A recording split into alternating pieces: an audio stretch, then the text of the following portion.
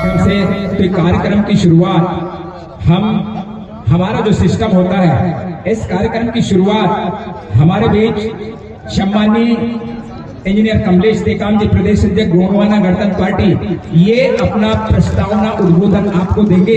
ये कार्यक्रम की रूपरेखा, कार्यक्रम का सब्जेक्ट, कार्यक्रम की जो बिंदु है, वो प्रस्तावना के रूप में आप अपना विचार साझा करें।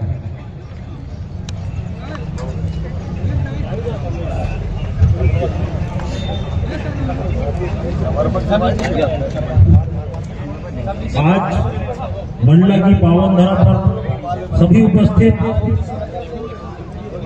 पार्टी, गोंडवाना गणतंत्र पार्टी कार्यकर्ता, पदाधिकारी और सभी सगा समाज के लोग जो दूर दराज से आए हुए पूरे मध्य प्रदेश से, सभी को मेरी ओर से बहुत बहुत धन्यवाद, आभार। जो आज मंडला की जो परिस्थिति बनी हुई है उसमें सब जो साथ दे रहे हैं, उसके लिए मैं तहे दिल से सबको धन्यवाद देना चाहूंगा। जैसा आज सभी को विदित है कि मंडला आज से नहीं, सैकड़ों सालों से राजधानी रही है। गोंडवाना शासक जो बताने की जरूरत नहीं है, वो आज भी दिख रहा है। लेकिन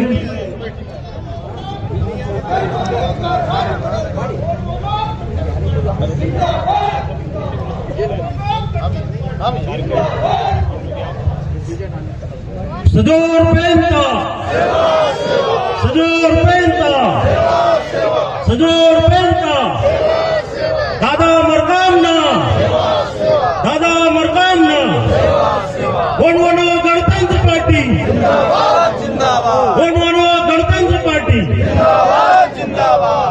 तो आज मैं जो सब अपना समय दिए और जो हमारे साथ हो रहे अन्याय अत्याचार के लिए जैसी भी परिस्थिति में यहाँ अपनी उपस्थिति दर्ज कराए, मैं वो बताना चाहूंगा कि ये क्यों आए हैं। शायद दूर दराज में, गांव में बताना हो, क्योंकि आज जो बहुत हमारे मान सम्मान की बात है, हमारे पूर्वजों के सम्मान की बात है, जो हमारे इतिहास को पहले से मिटाया गया और मिटाने का जो कुछ बचा हुआ है उसको प्रयास किया जा रहा है। तो सबसे पहला बिंदु तो यही है कि गढ़ा मंडला की जगह जो नाम परिवर्तन का जो आया है सामने, और आपने वीडियो में देखा होगा, यहाँ की जो हमारे ही बीच की माननीय मंत्रियां जी और मंडला जिले के प्रभारी मंत्री श्री प्रदीप जायसवाल जी, उन्होंने जो एक प्रस्ताव पारित करने का प्रयास किया है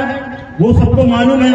और यहाँ के कलेक्टर जो अपनी आईडी से उसको मैसेज वायरल किया है, तो हमारी कल बैठक हुई भी थी इस मैटर पे, तो उन्होंने कहा प्रशासन को नहीं पता, और शाम को उन्होंने कुछ उस टाइप से भ्रामक जानकारी करके मैसेज वायरल किया है, जो कि सत्य नहीं है।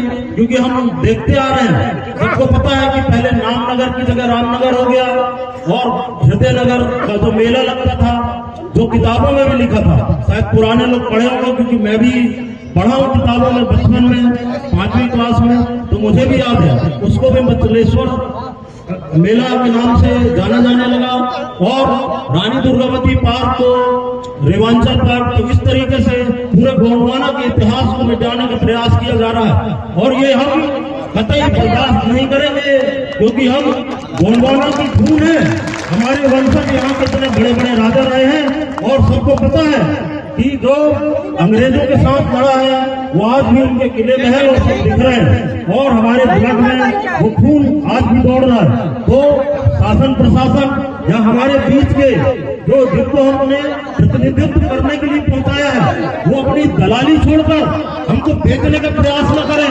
नहीं तो कुछ भी हो सकता है। आज ये शुरुआत है, इससे प्रशासन ये ना समझे शासन कि हम लोग बस इतने ही हैं। ये तो एक सांकेतिक आंदोलन है, अपना पक्ष रखने के लिए यहाँ शांतिपूर्वक, और अगर ऐसा हुआ तो वो तो होने नहीं देंगे। उस हमारे उन पूर्वजों की खून की कसम, अगर ऐसा हुआ तो आप समझ सकते हैं कि पूरे गोंडवाना की जितने भी होंगे, यहाँ कितनी संख्या है सबको पता है। 8 लाख से ज्यादा भी आदिवासी मंडला जिले में रह रहे, लेकिन आज तक उनको हमारे प्रतिनिधित्व करने वालों ने खुद अपने इतिहास को मिटाते मिटाते यहाँ तक पहुँचा दिया। जबकि जब आजादी के पहले जब अंग्रेजों का शासन था, तब आपने देखा होगा कि उन्होंने भी इतनी हमारे साथ इस टाइप की कूटनीति कभी नहीं किया जो आज हमारे बीच के विभीषण बनकर वो काम कर रहे हैं। तो इसको भी देखना पड़ेगा और समझना पड़ेगा हमें।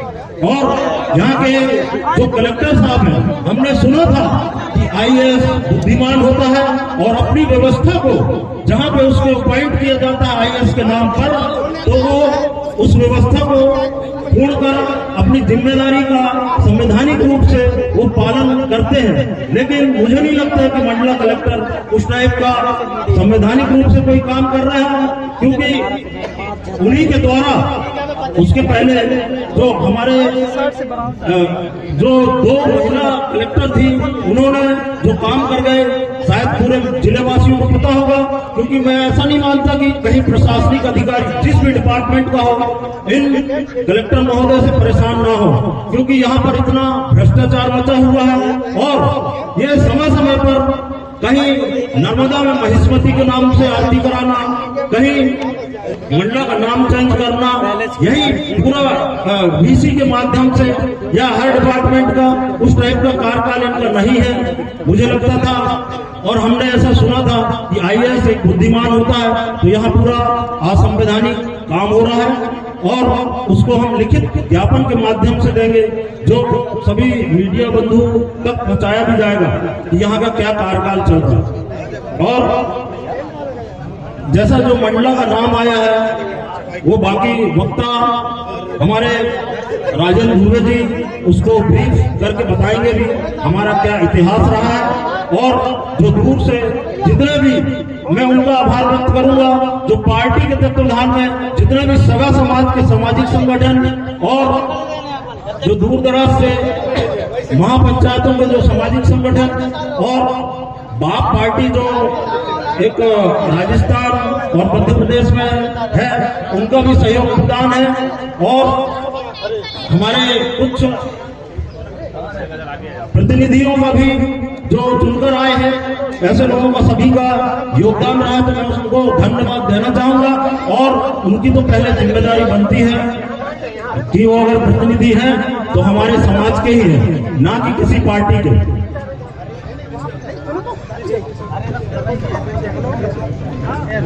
तो मेरे बाद राजेंद्र धुर्वे जी जो इतिहास के बारे में बताएंगे, क्योंकि बहुत दूर से आए तो कम समय होने के कारण हमको बहुत सारे वक्ताओं को बाहर से जो अपनी बात रखने के लिए आए हैं उनको 5 मिनट का मौका देना चाहिए और देने की हमारी आयोजक मंडल की जिम्मेदारी है। धन्यवाद सभी को, पुनः सेवा जोहार। जीतेंगे, गणतंत्र पार्टी जिंदाबाद। संपत्तियां मैडम माफी मांगो, माफी मांगो, माफी मांगो। और इसी बीच हमारे बीच पिछड़ा वर्ग मोर्चा